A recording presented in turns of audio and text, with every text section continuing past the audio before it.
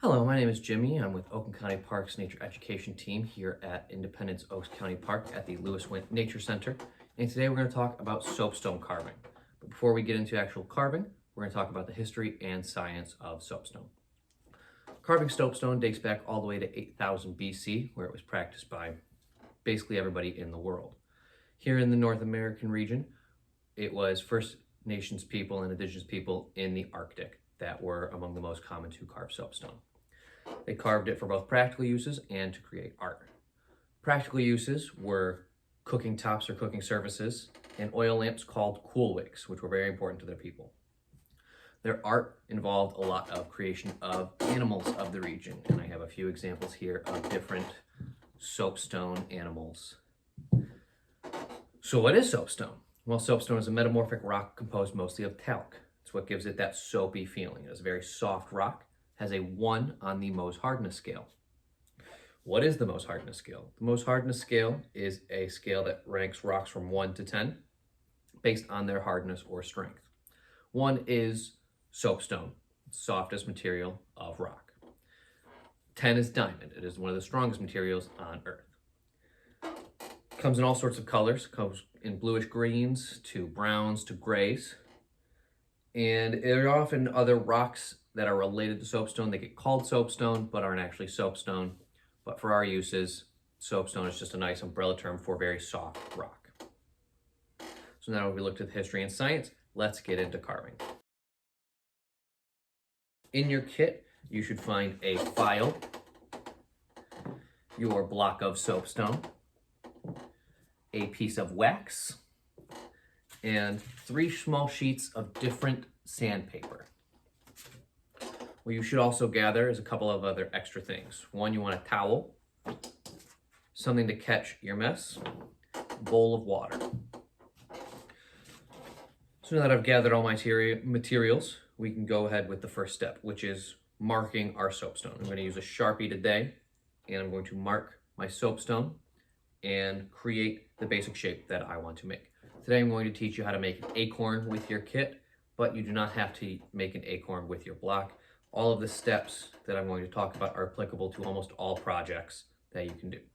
So go ahead, carve whatever you'd like, but I'm going to be carving an acorn, and my end result will be an acorn. If you carve something different, it'll just look different. But what I'm going to talk about will be applicable to any project.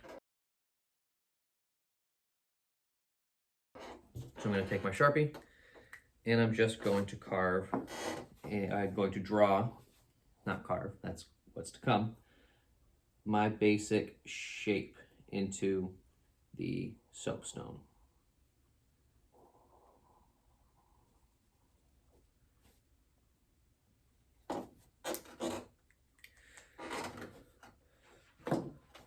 So I've carved a little acorn into my soapstone, and now we can go ahead and get carving. First thing I'm going to do is I'm going to dunk my soapstone into the water. What that's going to do is to prevent dust from flying around in the air. You can do this outside if you don't want to have to worry about cleaning up as much of a mess later, but I recommend dunking it in water. That way you don't have a lot of dust. If you don't want to dunk it in water, put on a mask so you don't inhale any of the dust particles.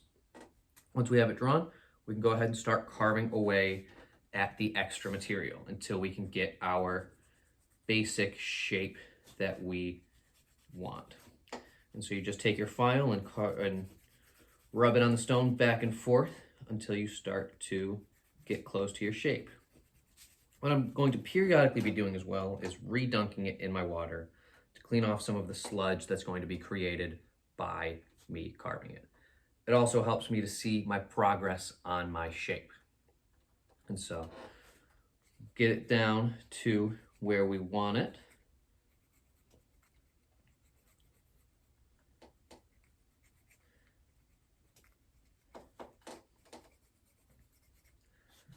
And so you can see how just a little bit of carving, I've already taken that sharp corner and rounded it out. And so I'll check back in a minute when I have mine closer to the right shape, and we'll continue from there. Okay, so we're back. I've got my shape a little more cut out, so let me show you. what mine has started to become. So you can see I've started to kind of get an acorn shape, and you can see this little line right here. And so what I did to create that little line is I take my file and I use the corner of it to draw out that line so that I can create some more finer detail. And when I get to the cap, I'm going to use that to create the little lines that are on an acorn cap. And so you can still see that some of my edges are a little sharp. Not sharp, but pointier and not as round as an acorn would be. And so all I'm going to do is, once I get to my desired shape, is take this and just round out those edges so that it looks a little smoother. And sometimes I have to change position of your hands based on the area of the stone you're trying to get to. So I'm gonna dunk again, check out my progress, and I can see that I've taken my edge of my stone and I have smoothed it out. You can see that it's more rounded now. It's not as sharp as, say, some of these other edges. And so I'm just gonna continue to keep carving that, and I'll check back in a little bit once I have mine to the next stage. So keep carving, and I'll check back in just a second. Okay, so while you're carving, you're gonna notice that your file sometimes collects a lot of that sludge. And so all you wanna do, stir it in your water, clean some of it off, and I like to dry mine on my towel. And then you can just continue to carve out your shape. And so I'm pretty close to happy with my shape. Just have a few more areas I want to get a little more round.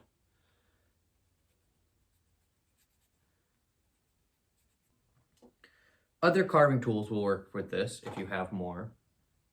Soapstone, because it is so soft, most woodworking tools will work for this application. And so I've gotten to a shape that I am happy with. You can see it right there. This is my little acorn shape. And so I'm gonna add some detail, and then we will get to the next part, which is sanding it down. So I'm gonna get my detail in, and then I'm gonna show you how you sand it. Okay, so I've added some details to my cap. You can see I've added a few little lines to represent the lines on an acorn cap. So now I'm going to start with my sandpaper. You have 3 different levels of sandpaper in your kit. You should have a coarse, a medium grit, and a fine. And so I'm gonna start off with the coarse grit. And all I'm gonna do is, you'll notice all of those scratches from your file.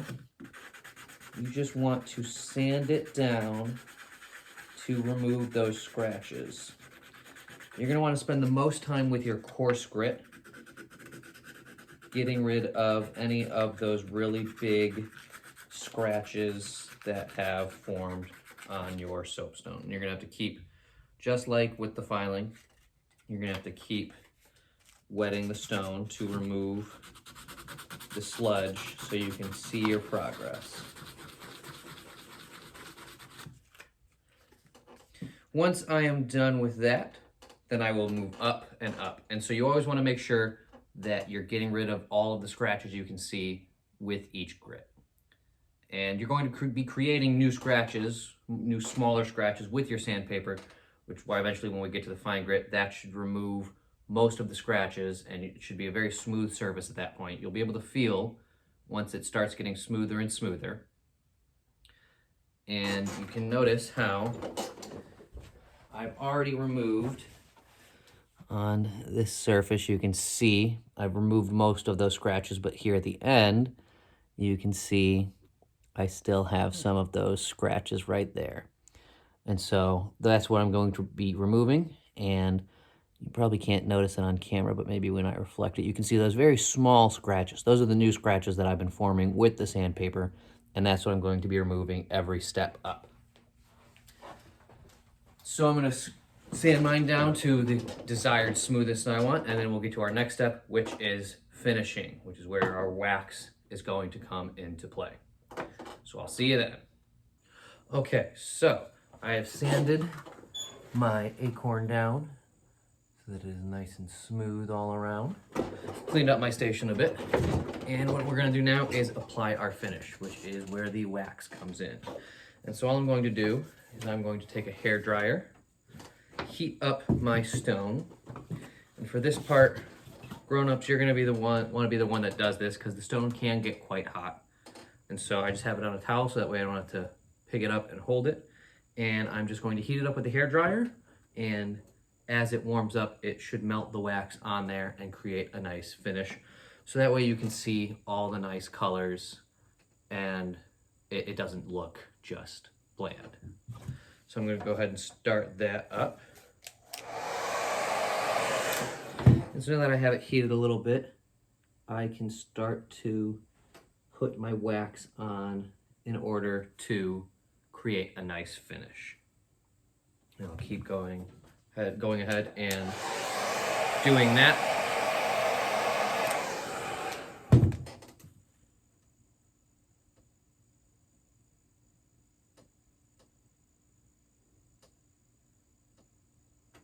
And as you're doing this, you'll see that the colors and the patterns in the rock will become more prominent and have a much prettier look to them. There are other finishes you can use. You can use tung oil or other various finishing agents if you do not want to use wax to finish your carving. And so I just repeat that process until I'm happy with the finish. And so once that's done, you have your completed carving and you're ready to display it however you want. You can turn these into little necklaces if you would like by just drilling a small hole in there, or a nice little display piece. And so that's it for our class. Thank you so much for purchasing a Soapstone kit and carving with me today. Be sure to check out our Facebook and our website for all our other programs, and come out to the park and enjoy a nice adventure. Thank you and goodbye.